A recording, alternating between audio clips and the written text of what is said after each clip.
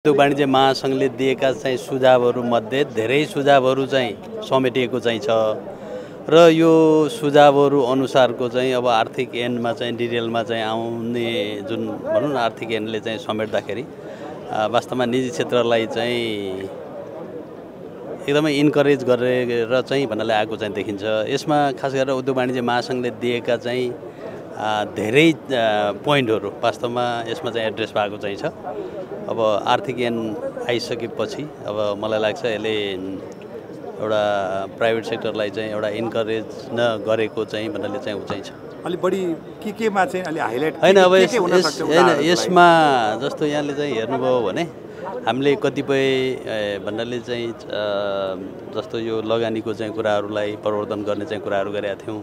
जस्तो अब trade activity बढाउनको लागि जस्तो हामीले यहाँले हेर्नुभयो भने हामीले यो भेरकुटी मण्डपमा चाहिँ भन्नाले इन्टरनेसनल लेभलको चाहिँ ट्रेड कन्फरेन्स गर्नलाई चाहिँ ऊ चाहिँ कुराहरू राखेको चाहिँ थियौँ। हामीले चाहिँ जस्तो एक्सपोर्टको लागि जस्तो हामीले खास खनिजहरूलाई एक्सपोर्ट गर्नको लागि चाहिँ हामीहरूले चाहिँ सुझाव चाहिँ दिएको चाहिँ थियौँ। त्यसै गरेर जस्तो अब खास निजी क्षेत्रले जुन धेरै एरियामा चाहिँ खास गरेर हाम्रो अब जस्तो एक्सपोर्टको आधारमा चाहिँ बाहिर चाहिँ लगानी गर्ने चाहिँ कुराहरूमा पनि वास्तवमा चाहिँ खोलेर चाहिँ आएको छ। अब अहिले सरसर्ती चाहिँ हेर्दा के देखिन्छ भने इन्भेस्टमेन्ट बोर्डलाई चाहिँ बढी एउटा भन्नाले एउटा भनौँ न एउटा इन्भेस्टमेन्टको हिसाबले पावरफुल चाहिँ बनाएको चाहिँ देखिन्छ।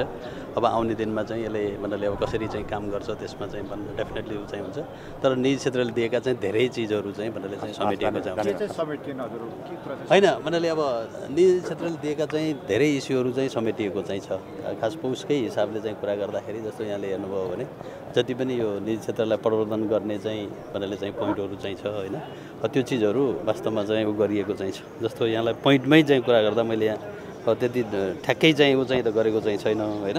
जस्तो यहाँले हेर्नुभयो भने धेरै चिजहरू हामीले जुन चिजहरू हामीले उद्योग वाणिज्य महासंघले खास गरेर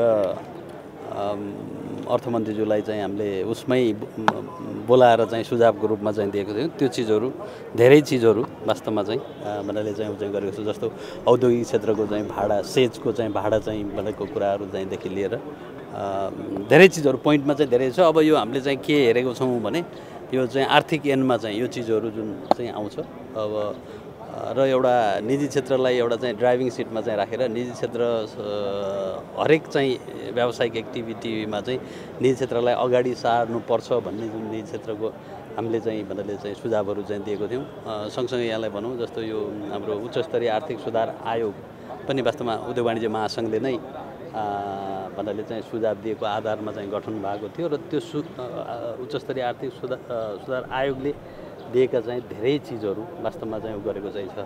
त्यो हिसाबमा पनि मलाई लाग्छ यो यसले जुन 6% को चाहिँ आर्थिक वृद्धि दर हुन्छ भनेर जुन प्रक्षेपण गरेको छ मलाई लाग्छ यो सम्भावना